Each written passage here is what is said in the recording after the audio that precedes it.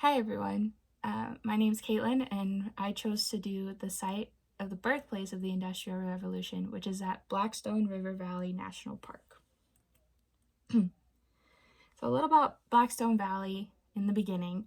It was it was completely farmland, and this whole valley takes up part of Rhode Island and part of Massachusetts. And then in 1790, Samuel Slater founded and built the first water-powered cotton mill. The creation of this factory allowed for many jobs to be created, which encouraged a lot of immigrants from other places in the world to migrate to this area. This caused a few communities to pop up in multiple places in this valley and surrounding it, and they called these mill villages. Blackstone now.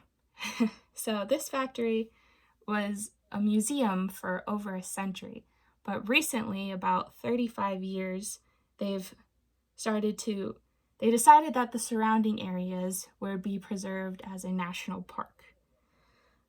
They decided that they wanted to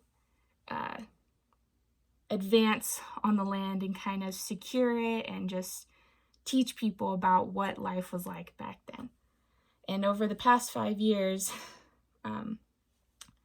they now have a total of 6 sites and about a total of 100 acres. There are also 4 other mill sites, but the park itself doesn't own or control that area because there are still people who own it and live there. The mill villages, which is where the people lived, where they had been popping up was the farmlands, and they eventually turned into these dense populated areas. The mill villages popped up along the waterways, and there were multiple canals and many railways that also developed as these communities started to expand and multiply. And with these canals and railways, it brought more people because that valley was now more accessible. The people who lived in the villages were the factory workers and the supervisors of the employees. The villagers would rent their homes because none of them could afford to own them. And who was the typical worker in these factories? Typically, they hired whole families, and they housed these families in these villages that they developed. There were children as young as 6 who began working there, but majority of them started when they were about 10 to 12. They recruited the families from the farms on the lands that were surrounding and where they had taken over to build. As more of the mills were built, they needed more workers, so many of the employees were immigrants who had migrated there from Ireland and England and Spain and Germany, just all over the world. And the impact it had on the economy was really this factory brought around modern America.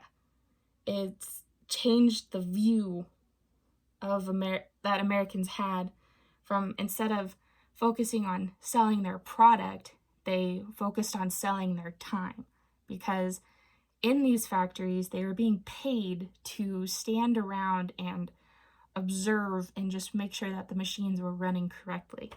So really they weren't focused on the product, but their time they were spending. This factory also encouraged the main idea of machine-based manufacturing. Originally, it had been focused on farmers and their agriculture and craftsmen and skills and special skills, but this shifted it into more of a manufacturing era. It also encouraged the concept of money and credit. At this time, most of those farmers got their supplies, their food, and paid for housing by bartering.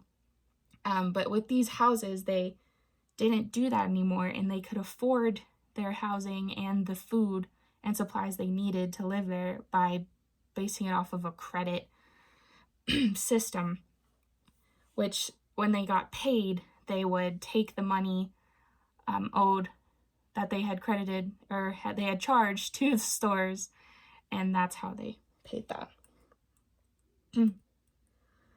And this is a video of what your typical visit to the site would look like. The tours you would take, what you would see.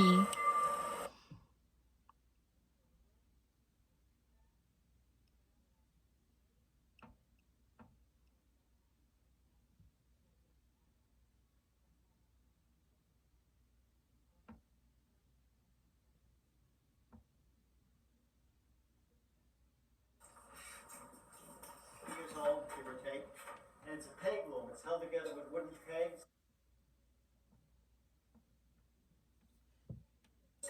I step on the foot pedal, and I put the shuttle through like this, and then I can beat it back. I can beat it back like this. That's actually called the beater bar. It's the beater bar because you're beating the thread back so it will stay in place.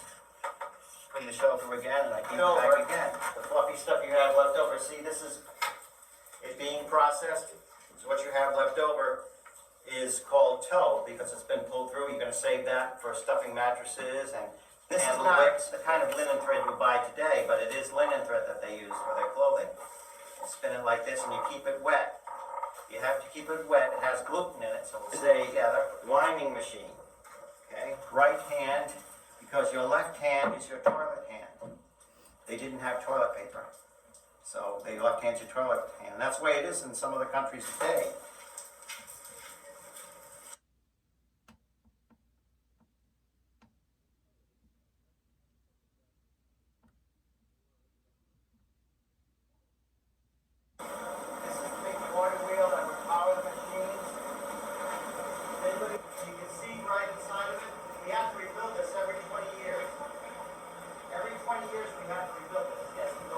They were great industrialists. They were blacksmiths, very talented in builders. They were the chief engineers on the The barrel inside would be wrapped with a coarse cloth, such as burlap. It would be painted with glue, sprinkled with sand, just sand from the beach, and you'd have a sanding boat. A machine that was built in 1865 over from a neutral to a dry gear. That's why the belts crossed over here. And I can do that with this wooden lever. If it all works together. I am now able to operate a machine that is normally water powered. Water from the Blackstone River can and does run this machine. A horizontal milling machine. This was invented by Mr. Eli Whitney, who came from Westborough, Massachusetts. Now, Eli Whitney is better remembered for his invention of the flying machine. Now, I can see metal dust floating up. A man working in the machine shop would be working on hot flying metal was a screw storing lathe. Say that 3 times fast. I'm used to screw storing lathe. See, this drill bit will bore the hole into the lumber. This one will square off that hole. Sometimes they wanted a square hole for rectangular nails or cogs. I'll get some sawdust going on here. This isn't the finished gear. This is something that... So that's your typical tour of the site that you would have if you went and visited. Kevin Killinger was the ranger that I interviewed, and I asked him about a brochure that they might have, and he said that because the park was still so new, they didn't have one of those typical brochures that you would get at those sites. But there's still quite a bit of information that you can find from their website, and I really enjoyed that. I really enjoyed learning about this park and all the history that comes with it.